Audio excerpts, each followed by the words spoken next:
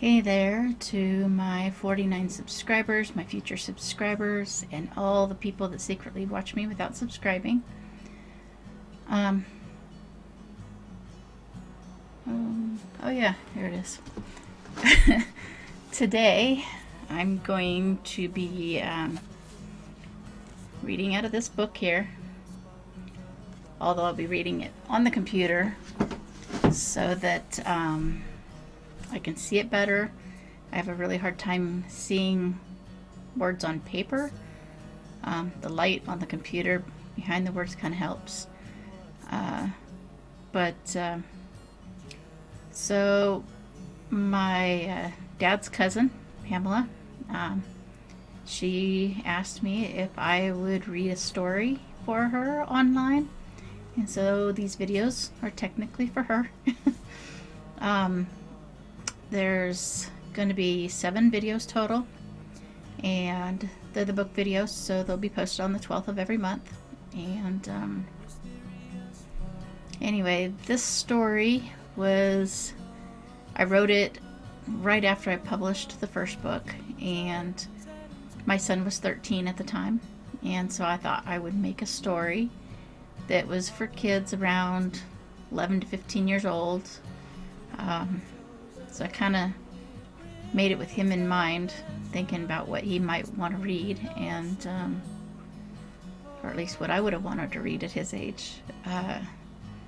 So the book has, I don't know if you want to call them chapters or stories. It's like 7 short stories that combine to make one. And so today we'll be reading the first one. So I don't confuse myself, I guess I'll just call them chapters. So today's chapter 1. And I know I'm forgetting something. I'm always forgetting things. Usually about 2 days after I post a video, I remember half the things I was going to say. But I did write a song to go with the book. And I hired somebody to help me with it, as far as they did the singing and made the music for it. So that will be in the background of each of these 7 videos. And at the end of the video, I will put the entire song along with lyrics for anybody that would like to know what it actually says.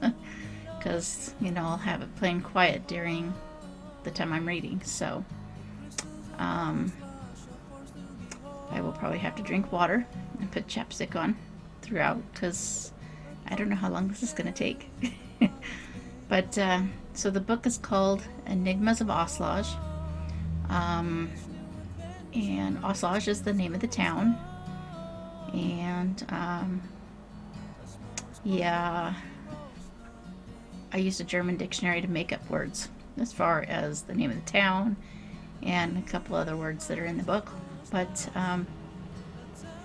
let me get a drink before I get started. Yeah,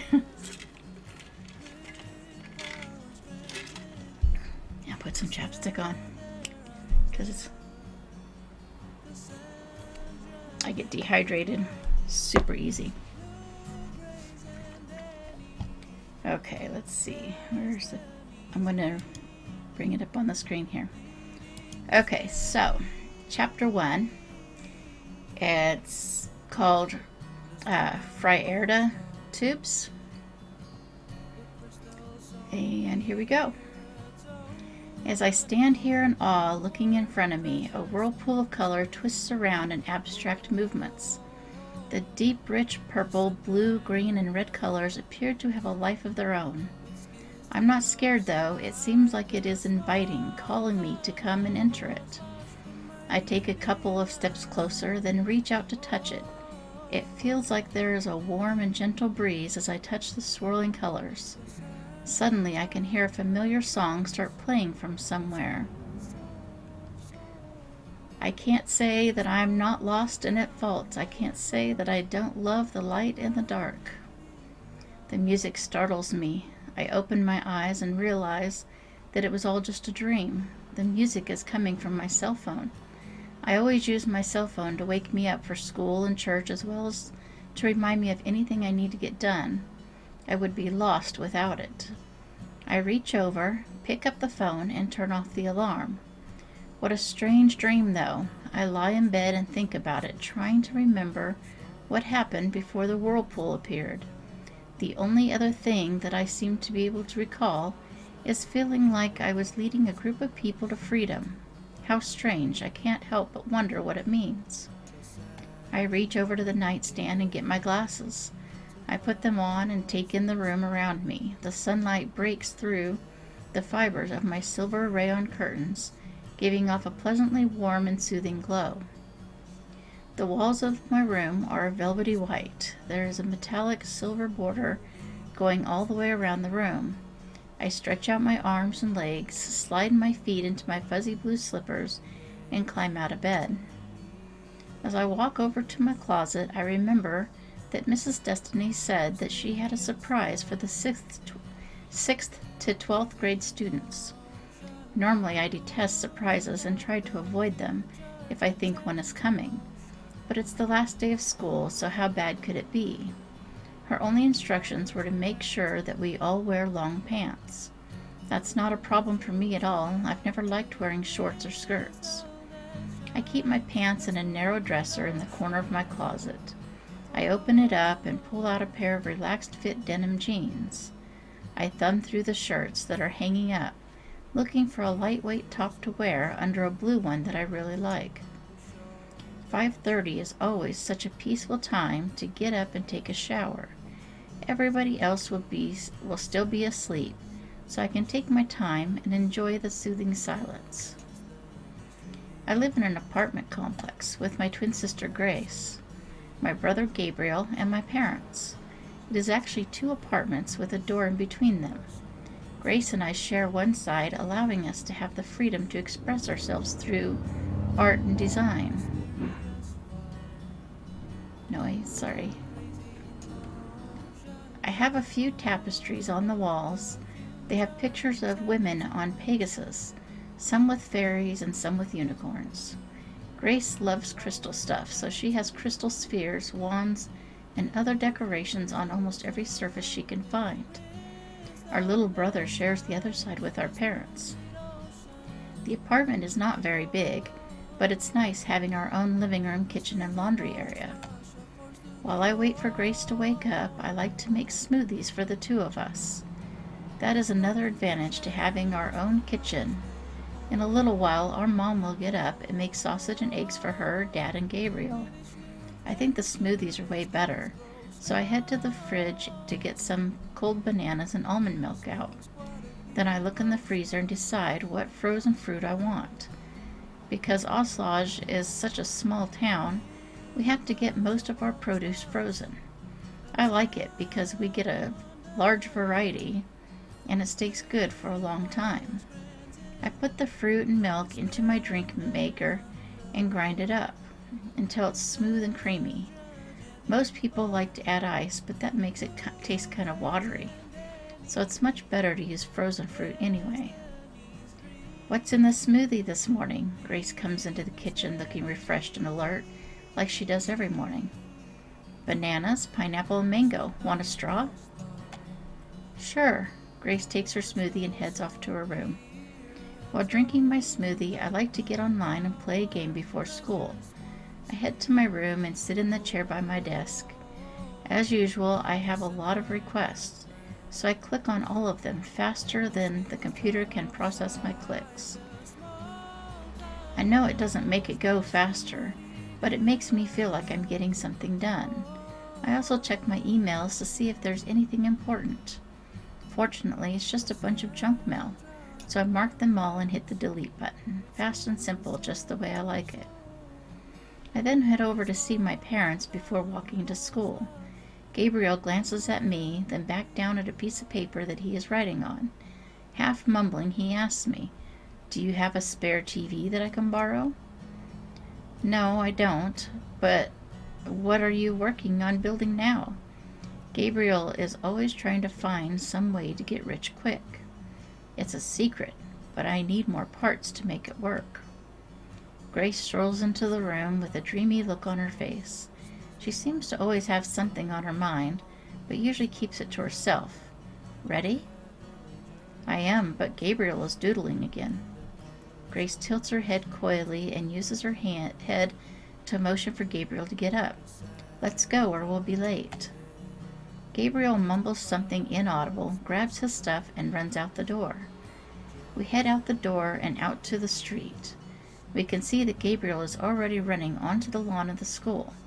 He doesn't like walking to school because then he has to sacrifice writing his plans for more than 2 minutes.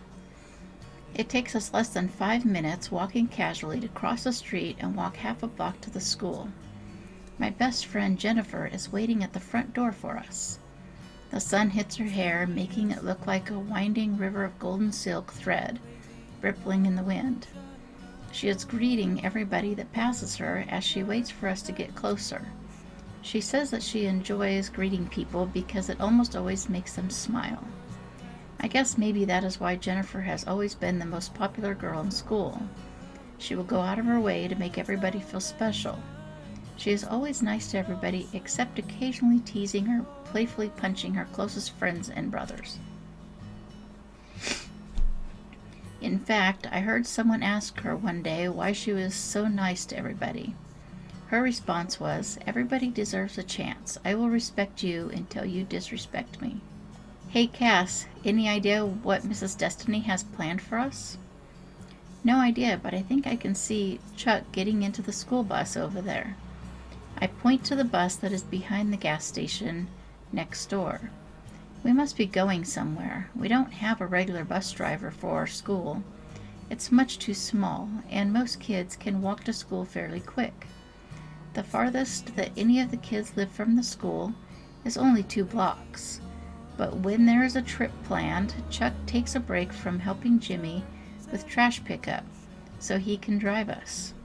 His brother-in-law, Jimmy, doesn't mind. He could probably do the trash pickup himself every time, if he really wanted to, but I think he enjoys the company. She looks over in the direction that I am pointing.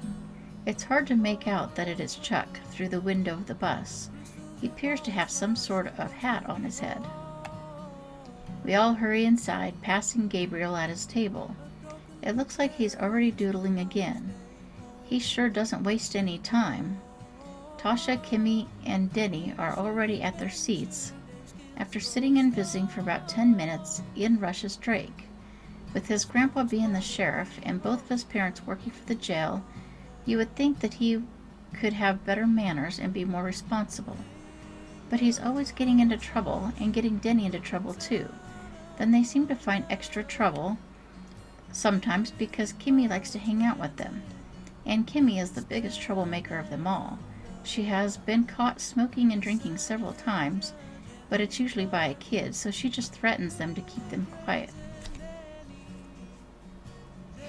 Sorry, my nose itches. Our teacher, Mrs. Destiny, is piling stuff on the counter.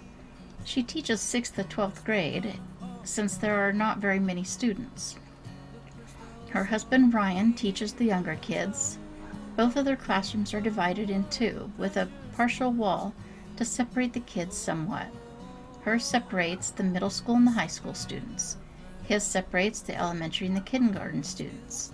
They are also the school counselors for when one of the kids needs someone to talk to. Mrs. Destiny has a big smile on her face and looks really excited. She walks over to the front of the classroom and waits for the class to settle down. The last day of school is always noisy, but the prospect of a surprise has almost everybody wound up. As you all know, we are doing something different for our final day of the school year. I want each of you to go over to the counter and get a hard hat, flashlight, bottle of water, and belt. The flashlight and water bottle will go into the pockets on the belt. I pick a silver hat and matching flashlight because it's my favorite color. Before settling back down, I slip the flashlight and water into 2 of the pockets of the belt. Once everybody has gotten their stuff and quieted down, Mrs. Destiny holds out a cardboard box. I have granola bars here. I would like everybody to come and pick 3 granola bars, then line up at the door. Everybody lines up by age. In the front of the line are Julian and Brandy from 6th grade. Behind them is Gabriel and Luke from 7th grade. There are no 8th graders this year. Denny, Grace, and I are in 9th grade, so we go next. Then Jennifer, Kimmy, and Drake are behind us for the 10th grade. We also have no 11th graders this year. Finally, Tasha is at the back of the line as the only 12th grade student.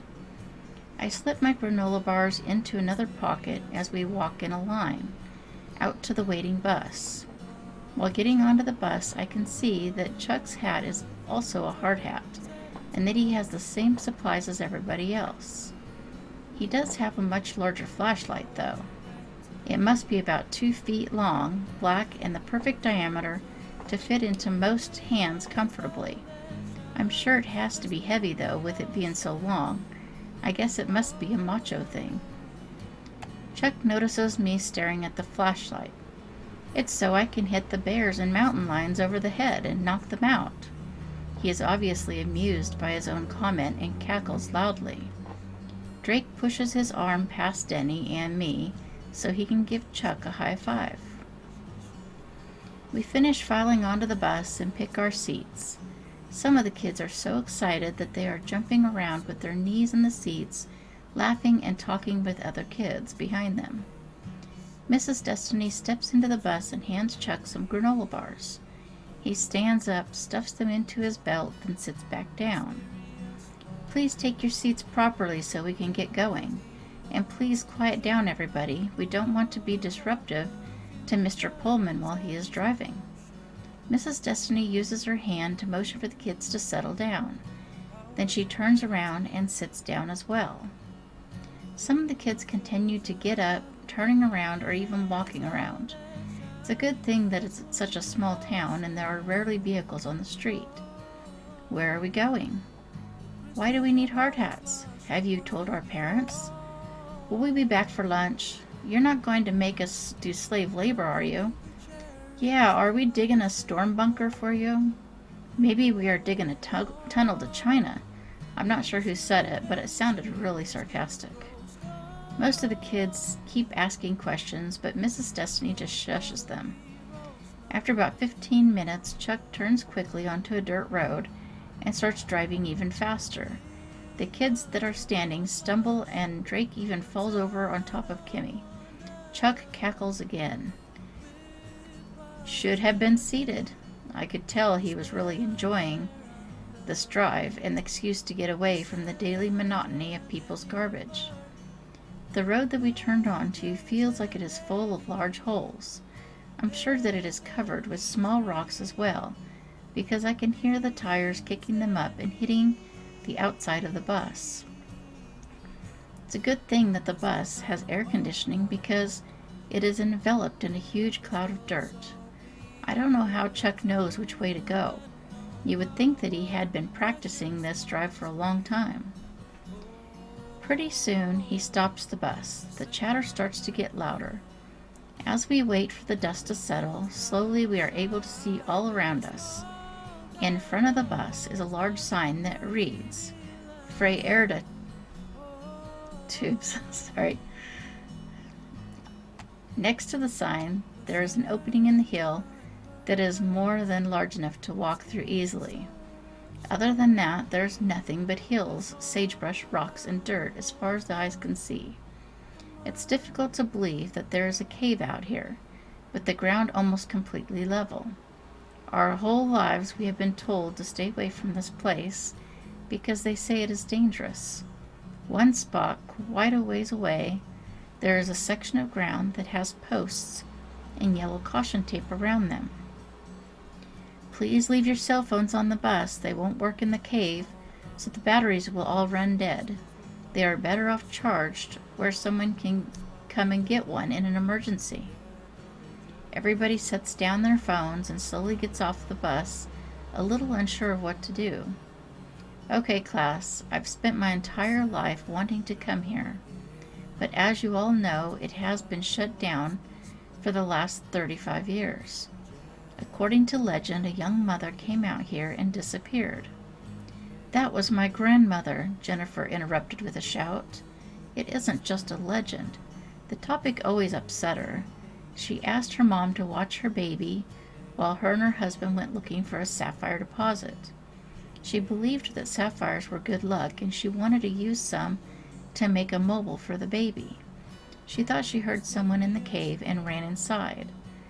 But there was a cave-in and nobody ever found her, so my mom never got to know her mom. I'm so sorry, Jennifer. I didn't mean to upset you. This cave has been closed since that happened. It is just now being opened back up to the public. Some professionals from the state have come in and said that it is safe as long as we follow certain precautions. So I thought if we explored the cave in a group, it could be fun. What precautions? Grace looked over at Mrs. Destiny. They said we could talk, but no excessively loud noises to disturb the wildlife. We are not to litter or wander off away from the group. They insisted I bring a first aid kit, which I have. Mrs. Destiny patted a white bag with a red cross on top of it that she had hanging on her belt. Drake runs up to the cave entrance and yells, "Come on!" "Okay, but keep it down," Jennifer tells him. "Who knows? Maybe I'll find something of my grandmother's." Before entering the cave, I stopped to look at the sign. It's no wonder that the name of the cave is so unusual. It's not an English name. We all approach the cave and step through the entrance. It is a tiny room smaller than my bedroom. A ladder is in the center going down into the hole. It is so dark I can't even see the bottom of the ladder. Off to oblivion we go. Drake is still being too loud. Shh. Several people are shushing him now. We carefully climb down the ladder. As we near the bottom, we turn on our flashlights. Brandy almost loses her grip on the ladder while trying to turn her flashlight on. Tasha catches the flashlight and hands it to her as she reaches the bottom. The cavern that we have entered seems very massive. The highest place in the ceiling must be over 15 feet high. All across the ceiling, large spikes look like they are melting. The majority of the floor of the cave looks like bubbling and boiling chocolate. It is a bit difficult to walk on with the condensation dripping onto it. Narrow, smooth paths are on the floor of the cave, near the walls. The paths must be where the rivers of lava flowed through here. Mrs. Destiny starts looking around, pointing her flashlight at each of the kids. Then she walks to the ladder and climbs back up it. After a few seconds, we could all hear her arguing with somebody. The arguing continued for a couple of minutes. Then Mrs. Destiny walks back down the ladder with Kimmy. Mrs. Destiny puts a pack of cigarettes and a tiny vodka bottle inside of her belt. She looks upset at first, then walks in front of everybody. I can smell the cigarette on Kimmy. I wish we didn't have to be in here with her. The smell is extremely repulsive. "She stinks," one of the kids was complaining when Kimmy got closer to the group. "I think I'm going to be sick." I could hear someone else complaining, but I couldn't see who it was. "Stop your whining. I think it smells good." Kimmy was pointlessly defending herself. "Of course you think so. You wouldn't want to admit that you stink like an ashtray." Jennifer was annoyed now. She was raised to believe in taking care of her body and not polluting it. "Kids, please. She won't have any more. Let's enjoy our day." Mrs. Destiny walked away, beckoning for everybody to follow her. As we walked along, someone occasionally tripped on the uneven surfaces of the floor, or bumped their hard hats on low points in the ceiling. Some parts of the cave were like big open rooms, while other parts were paths that were somewhat cramped.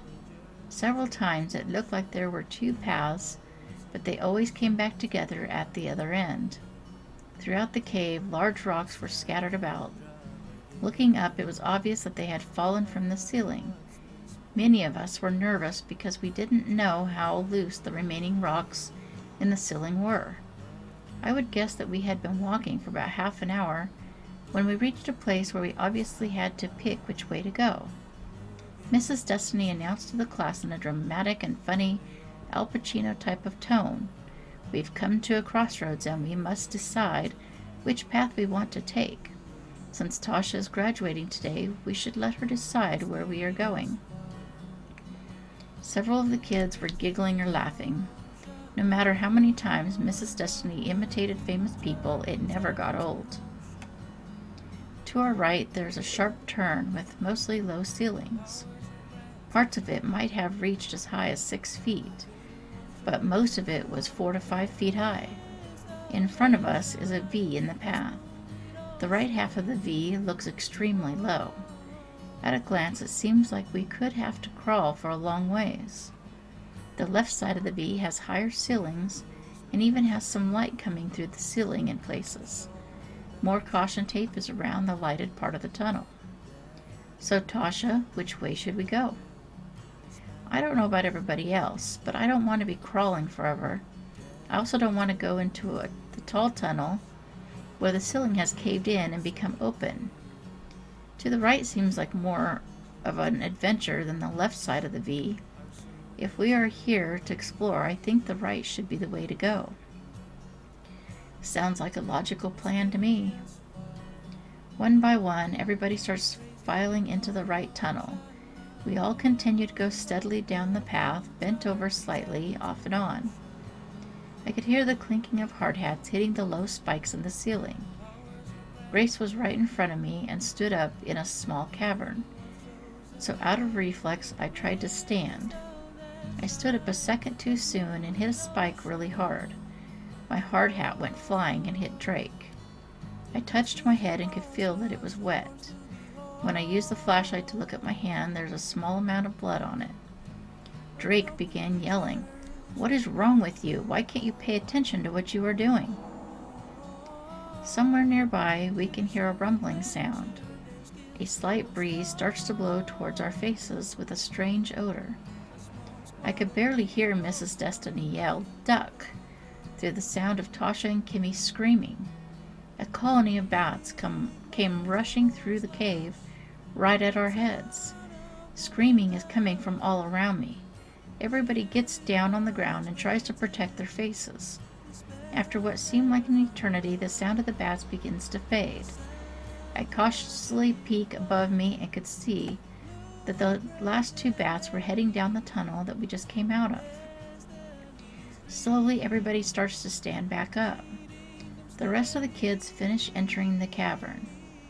Then the rumbling sound changes to a grinding sound in the direction that we came from and that the bats went to. As we all turn to look in the direction of the sound, the tunnel suddenly collapses. I start coughing from the dust. I could hear several other people coughing as well. When the dust finally settles, I could see that another tunnel had opened up to our left. Some of the kids were crying while others were yelling. I decide that I should take a head count. Counting myself, I only count 12 people. Somebody is missing. I took another look to try and figure out who was missing. "It's Drake. Can anybody see him anywhere?" "Drake, Drake," everybody started calling for him, trying not to get too loud again.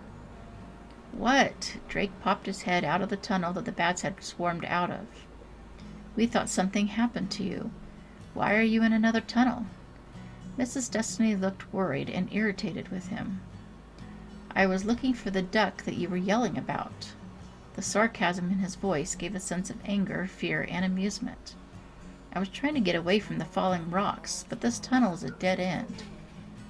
"It's Tasha's fault for picking the wrong tunnel," Kimmy was yelling. She was always looking for someone to blame for everything. Mrs. Destiny was getting even more annoyed now. It is not Tasha's fault. She made sure to put a strong emphasis on the word not. Drake had to add his 2 cents again. It's Kassandra's fault for not watching where she was going, hurting me, making me yell, and waking up the bats. Come on, guys, it's nobody's fault. It was a freak accident, and you need to stop yelling before you make things even worse. Mrs. Destiny was trying to keep the peace. "Freak accident caused by freaks," yelled Kimmy. "You could have gotten Denny hurt. Is that what you want?" Kimmy never could hide the fact that she liked Denny. "It's Mrs. Destiny's fault for making us leave our cell phones behind." Drake was really grasping at straws. You could also tell by the way that he looked at Kimmy. He was jealous of her obsession with Denny. I suspect that he really likes her, but he'll probably never tell her that. Jennifer was getting mad now. Stop yelling or I'll be tempted to smack you at the next thing I see. The phones won't work underground anyway, so they wouldn't have done us any good. I don't know why Drake and Kimmy are complaining so much. They're always in some sort of trouble themselves. You would think that they would be excited to be in such a mess. We only came here because Mrs. Destiny wanted to. I decided it was best to just ignore Kimmy now. Then I looked at Grace and noticed that she was walking towards the new opening, really cautiously. I watched her as people muttered complaints back and forth. She turned around, looking at everybody with a confused look on her face. "I hear music," she said solemnly. Slowly everybody turns around to look at her and they stop talking. "I hear it too." Luke started walking closer to her. As I get closer to where Grace is standing, there's an alluringly entrancing voice, accompanied by some sort of guitar or something. It feels almost hypnotic. I stand there, unable to walk away. I feel like I need to see the source of that voice. Careful not to disturb anything, everybody else starts walking towards us. Chuck speaks up. "It seems that our only option is to go this way." He points at the new tunnel. Everybody else is nodding, saying yes or just moving closer to the tunnel. Then slowly, trying not to touch the sides of the tunnel, we all make a line and begin walking through it. We all climb carefully and cautiously over the fallen rocks. The climb seems to take little effort, as though I am almost weightless. My legs had felt fatigue just moments earlier, but now I feel like I could climb anything, just to get closer to that voice. It seems that we are walking for a long time, occasionally turning with the tunnel. Again, there are places where there appear to be two paths, but they meet at the end.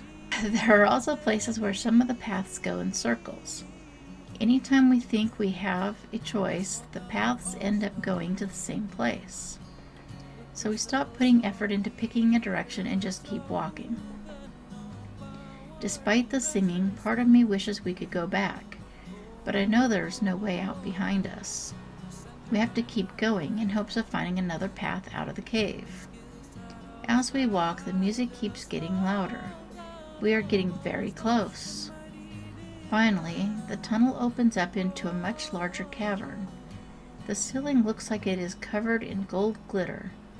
I've read about a fungus that grows in caves and sparkles like gold, but when you get it outside, it is dull and ugly. I wonder if it is the fungus that I'm looking at or if it is actually gold. I can hear a faint tapping sound moving across the rough and hardened ground. As I use my flashlight to look around, something sprints past me with lightning speed. At first I am startled, but I keep trying to see what is making the noise. After a short time, another runs past, while one stops and looks at me. It is about the size of a small cat, but has a large bushy tail. The critter is deep and rich purple color. And even more strange is that it has the most beautiful silver eyes that sparkle in the glow of the flashlight. It has the cutest little pink nose, which softens the look of its apparent Egyptian-shaped eyes. I've never seen anything like it. After a few seconds, it scampers off to play. Up ahead, a little ways, I can see a faint glowing coming from around the corner. We all keep walking closer to the music and the light, careful not to harm one of the little critters. The light continues to get brighter with every turn. We climb over some really large boulders to get closer, and then as we turn the last corner, we can see a beautiful pool of water. Under the water, the entire floor of the pool looks like it is made of amethysts, with just a handful of blue stones scattered around. They were almost as dark as the critter I saw, but appear to be putting off a stunning glow.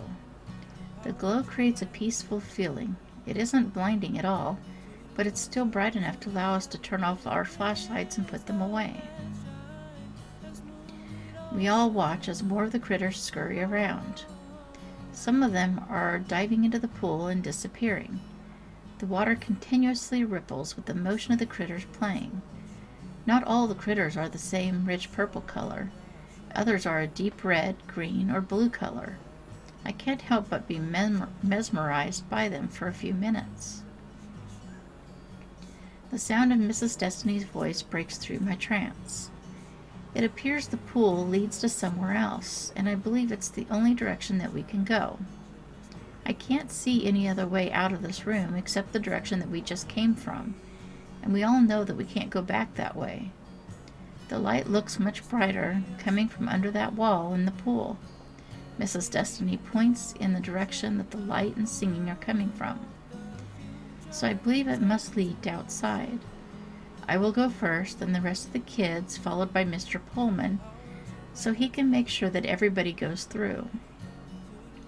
It looks like it's only about 3 feet deep, so just hold your breath and follow me under the wall. Mrs. Destiny walks into the pool, gets down under the water, and disappears. Tasha takes Brandy's hand, and they disappear together. Jennifer grabs her brother Julian. Gabriel follows with his best friend Luke. Then Grace and I go. The water doesn't feel cold at all, like I would have expected. It is warm and comforting. I take a couple of deep breaths to prepare for going under the wall. I don't know how thick the wall is, so I want my lungs prepared if I have to hold my breath for very long. Then, with one more breath, we go under. The crystals under me don't feel rough at all. The constant movement that the critters cause in the water must have softened the edges over the years. We only hold our breath for a few seconds to clear the cave wall. As I come out of the tunnel and stand in the pool of water on the other side, I am astonished by what I see. I completely forget about the people coming up behind me. It takes a bit of time to come back to reality and get out of the pool. Not only are these critters scurrying everywhere, but miniature unicorns are prancing around and playing. The unicorns are not much bigger than the other critters. They are white with various colors streaming through their manes, tails, and hooves. They are adorable. I never thought I would see a unicorn, let alone imagine that they would be so small. I must be dreaming, but I have no desire to wake up. I look in the direction of the music, and there is a girl not much older than me playing a handmade guitar and singing. She looks familiar, but I can't think of why. She glances at us, smiles, and continues singing. One of the little critters is curled up next to her, but this one is pure white and quite a bit larger. Everybody takes their belts off and sets them with their hard hats next to the pool. "Grandma?" Jennifer quietly speaks, sounding really confused. Jennifer walks up to her. "What is your name?" Jennifer stands and stares at her, waiting for an answer. The girl sets down her guitar, stands up, and puts her hand out to shake Jennifer's.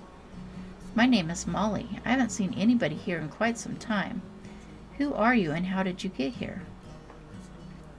Jennifer's complexion gets very pale. She looks in Molly's eyes and slowly responds, "I'm Jennifer, your granddaughter." Everybody stood silent for a bit, watching them intently. Then I could hear whispering all around me.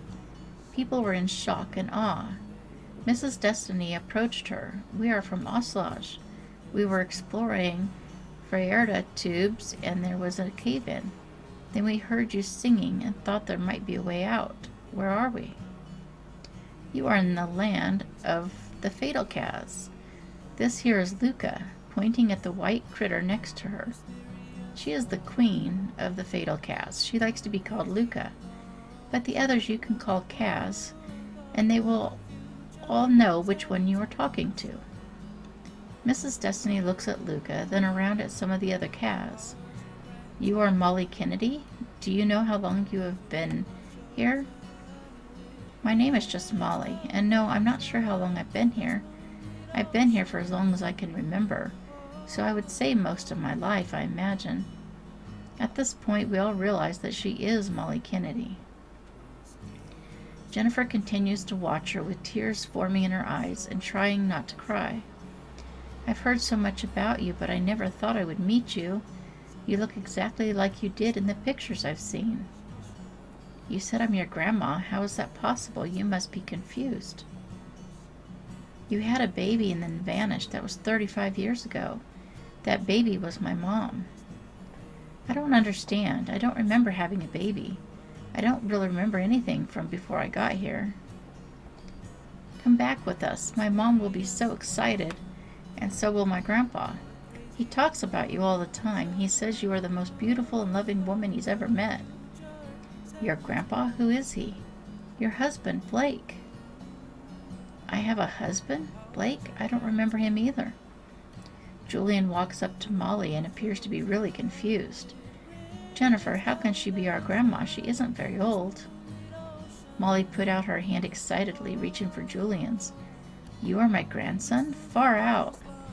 Julian, I don't understand it either, but she is. I have a picture of her by my bed. I look around and realize that we don't know how to get home. Jennifer, how is she supposed to go home with us? We don't even know how to get out of here. Jennifer looks around a bit, then Molly motions for everybody to follow her. Isn't this place amazing? One of the mini unicorns walks up to Molly and puts its front hooves on Molly's leg. Molly bends down to scratch behind its ears. It appears to really love the attention, as it tilts its head back and pushes it into her hand.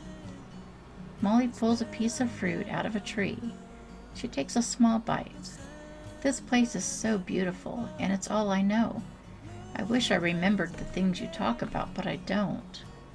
A blue Kaz scurries up to her and stands on its back legs. Its nose and ears are twitching. Molly breaks off a piece of fruit, then reaches down to feed it to the Kaz. It takes the fruit quickly, holding it with both front paws and nibbling away. Molly continues walking. Several of us pick fruit out of the trees and start eating it. The inside of mine is a hot pink color and it's very juicy.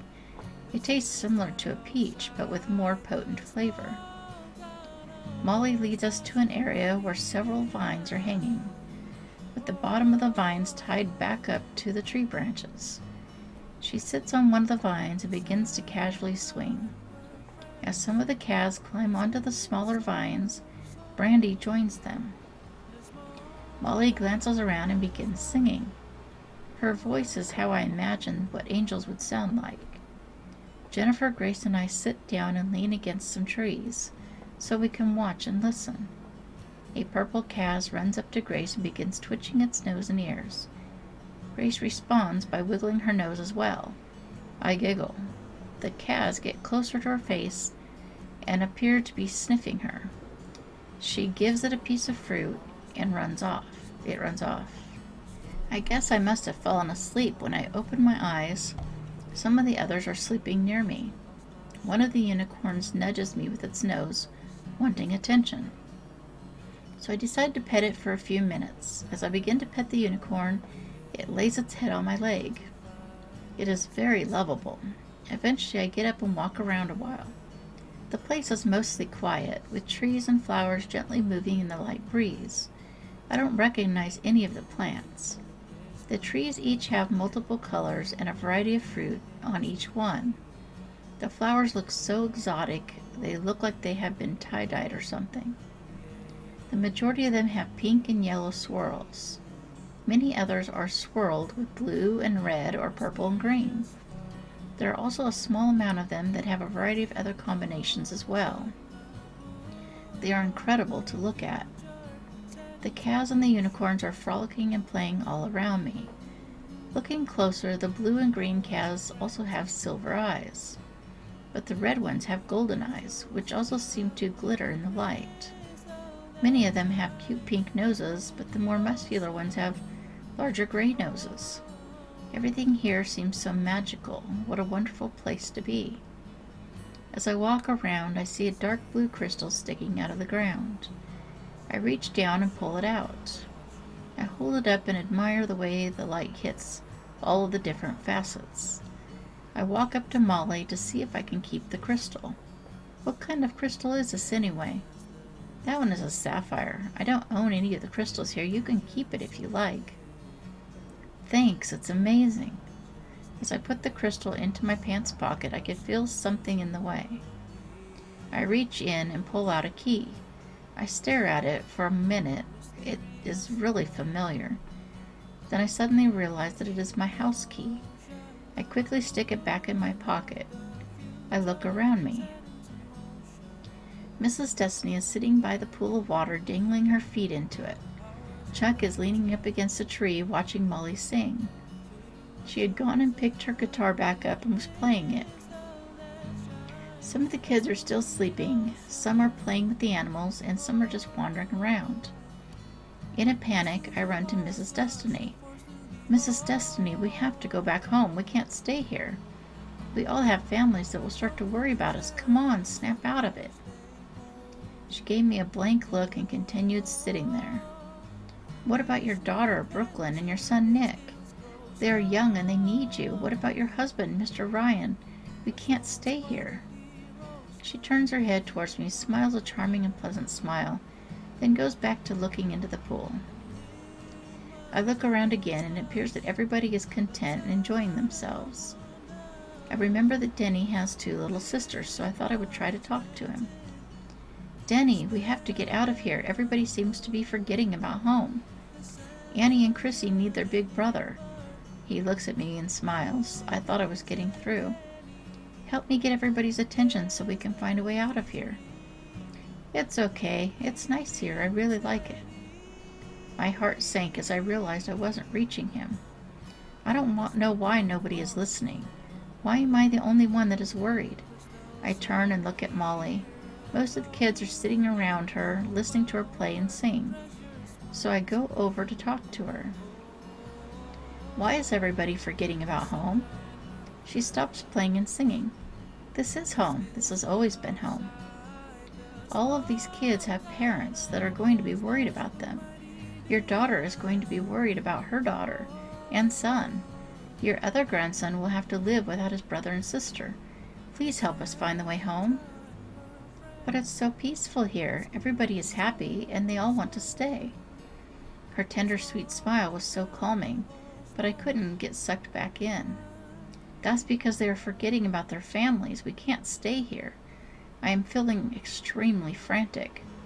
Molly began to look sad and pout. You don't like it here? I love it, but my parents will be devastated if they never see us again. My brother, sister, and myself are very important to them.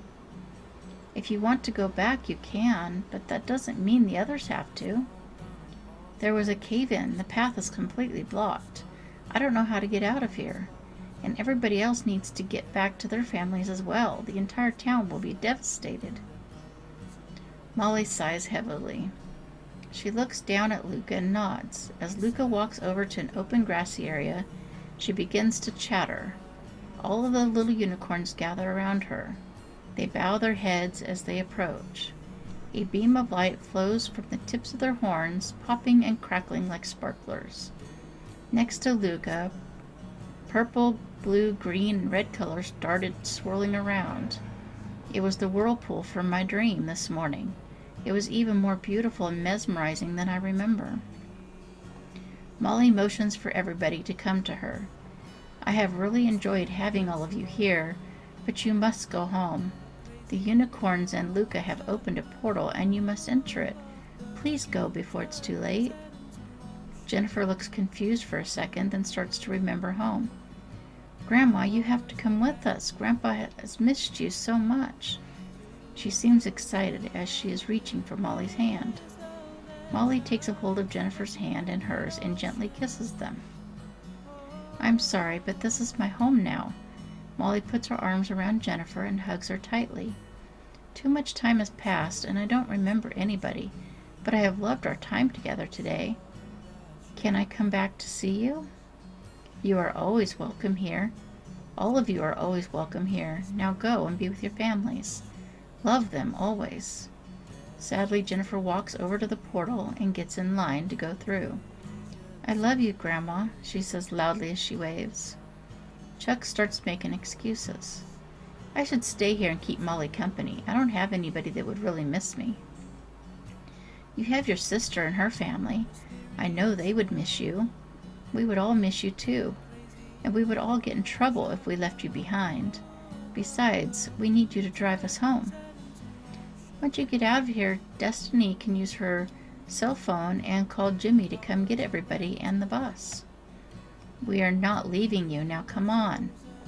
Molly finally spoke up. Now go on, Chuck. We might see each other again someday. But for now, you should go with them. I have the Kaz and unicorns to keep me company. Chuck hangs his head low, looking defeated. He slowly walks over to the portal and walks through it. I make sure that I am the last one through the portal, so I know that nobody gets left behind. Once everybody passes through the portal, we are back in the cave on the other side of the cave-in. Quietly, we start working our way back towards the entrance. We all walk slowly without speaking. I can't really say if it was more peaceful or creepy. All I know is that it is a very long walk, or at least it seems like a long walk. When we finally make it back to the bus, everybody starts talking about what a short cave it was, and that they thought there would be more tunnels to explore. Why would they keep the tubes closed for so many years when it is such a short dead end? Drake was complaining. Denny agreed with him. Can we go look for a bigger cave? No, it's getting late. Mrs. Destiny was looking at her watch. It's already almost 3 p.m. The time has gone by extremely fast, for some reason. I thought for sure that we would be back at the bus by lunch. We even have sack lunches in the back seat if anybody is hungry. I'm not hungry. Me either. I feel like I've already ate a ton of food. I couldn't eat anything right now. They were all right. I was feeling full too. I can't figure why we shouldn't be hungry. It is pretty late. Sorry you couldn't find anything of your grandmother's, Jennifer. Mrs. Destiny was motioning everybody to get on the bus. Do you think anybody will ever clear out the cave-in so we can see what is past it? I heard someone else say. As I sat down in the seat behind the driver's seat, I could feel something in my pocket next to my house key. I reach in and pull out a blue crystal. It seems really familiar, but I cannot remember putting it in my pocket. I hold it up to the window to get a better look at it. It sure is pretty, but where did it come from? Chuck starts the bus back up, and dirt is flying everywhere. As we head back to town, he flips the radio on since the kids are all being quiet this time. Seismic activity has been detected about 11 miles east of the town of Auslage, around 9:47 this morning. Seismologists say that it was registered as a 3.6 earthquake, although there are no fault lines in that area. It's the first time that any sort of activity has been detected for over 3 decades.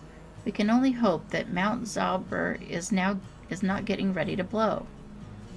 I don't know if anybody else is listening to the radio. Nobody seems alarmed.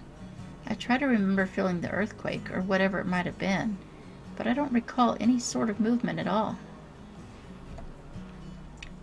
So that's chapter 1, story 1, whatever you want to call it.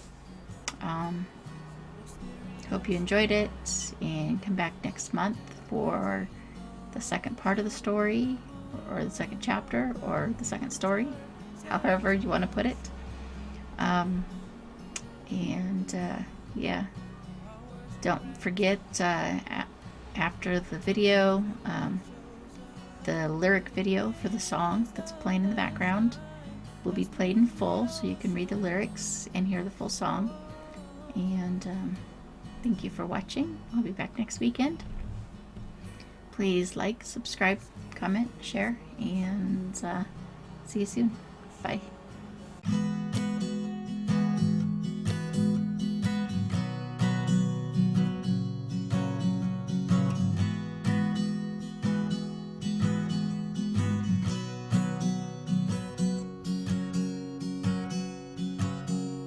The small town of Auslage, some crystals were found, bestowing upon the kids powers abound. Together they journey through Auslage land, their power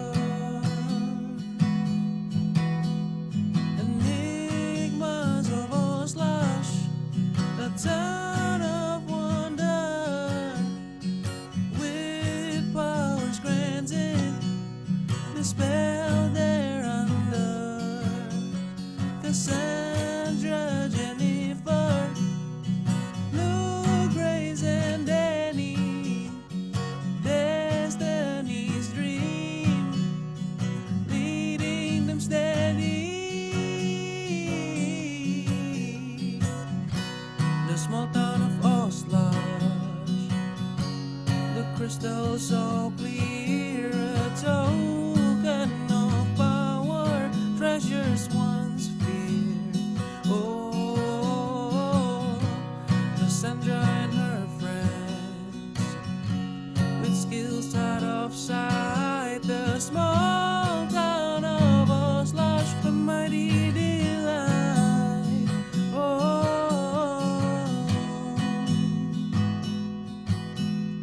Kassandra and her friends, with skills out of sight, the small town of Auslage, the mighty